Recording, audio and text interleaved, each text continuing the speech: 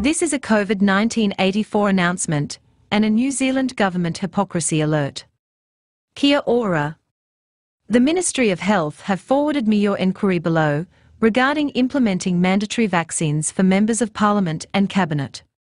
As members of Parliament and Cabinet members are democratically elected representatives of the people of New Zealand, it is unlawful to obstruct or impede any member from carrying out their duty as an elected official. It is likely that a rule or law requiring MPs to be vaccinated in order to attend the House would violate this long-standing democratic principle. Ngā mihi. Oh, and you plebs can get stuffed and get jabbed. Unite against COVID-19 84. Be brave. Do not comply. We have a clip that you're going to watch. Now, some people have already seen these clips, but they are worth reinforcing. We have told you what's going to be happening throughout the time. We told you each step this government was going to take, but you are winning New Zealand. You have them in disarray. You now have the government on the ropes. No longer are you the subject of the punching bag. You're not taking the hits now, you're pushing back. And we will show you as we go through this show, that's exactly what's happening. So let's run this clip, and when it comes back, we'll have a bit of a talk about it. Check this out. One is the vaccine. And so there's been a huge focus on making sure that we are reaching everyone wherever they are in the country and ensuring that we're overcoming those barriers. We're now up to 83% first doses for Māori and obviously chasing with those second doses. But in my mind, so long as there's people who are eligible who haven't been vaccinated, we've got work to do. I think early next year we'll be in the phase of chasing up people who haven't come forward to get their vaccination or have missed their bookings and so on. So everyone will be able to get a vaccine between now and the end of the year. But of course, you know, and I want every New Zealander to come forward, but human behaviour suggests that there will be some people that we have to actually really go out and look for. Oh, do you know, I don't think I'll ever be satisfied so long as there's someone who is eligible and hasn't been. And that's why I've said this, there's not going to be an endpoint to this vaccination program.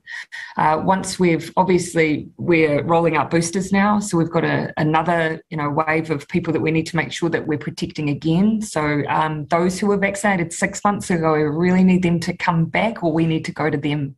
We've got the opportunity now in the safety of summer to make sure that we are reaching all of our older citizens and making sure they have their booster. It's really, really critical. It brings your immunity back up to where it was when you were first vaccinated.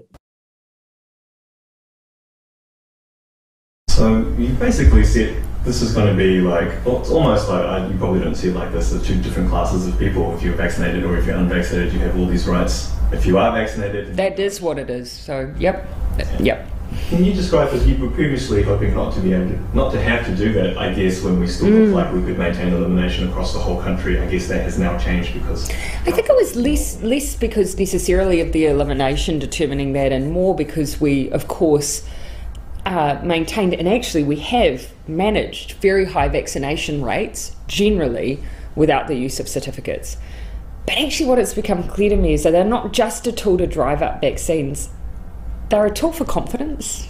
But it also, that's the thing, we want to try and drive a really community-based focus. It is in businesses' interest to try and support vaccination in their community as well. And local government, who generally have been great, except a couple of patches. That was 3 minutes of the most arduous viewing anyone could put themselves through. It's not enough that we have to sit through the constant one source of truth and the sustained propaganda she's so famous for. But did you see her? She has you in her sights. She's like a ravenous carnivore that's hungry. You are the prey. We have said time and time again, this plan was not going to stop. It was coming whether you wanted it or not. We said that the jabs were coming and double vaccination won't mean a thing. They are trying to create junkies out of you where you have to keep going back to them for your dose. Anyone who's on heroin or something, what happens? They need it. They start coming down. They start going crazy. They need their jab. Well, guess what? These jabs are going to be the only things keeping you alive if the first lot haven't already killed you. This is slow, ritualistic suicide, people. That's what these people who believe this rubbish are actually signed up to. They are not happy if you have a choice. You are an outcast. You are not to be included in society. And that doesn't matter who you are. If you say no, that's not allowed. You are going to have to be jabbed until you can be jabbed no longer, usually when you die. This is all part of what we said before. We're sliding into transhumanism.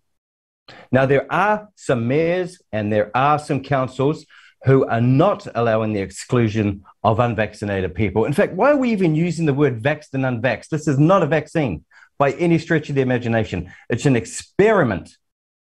Just like the Nuremberg Code strictly forbids, but for New Zealand and other countries, for some strange reason, are able to flout those laws like they don't apply because they make you believe you have this major pandemic. We know we don't.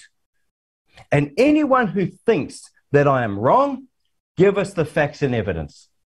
We've put every Official Information Act request 6 ways from Sunday to try and get this information. But on commercially sensitive grounds, they won't release it.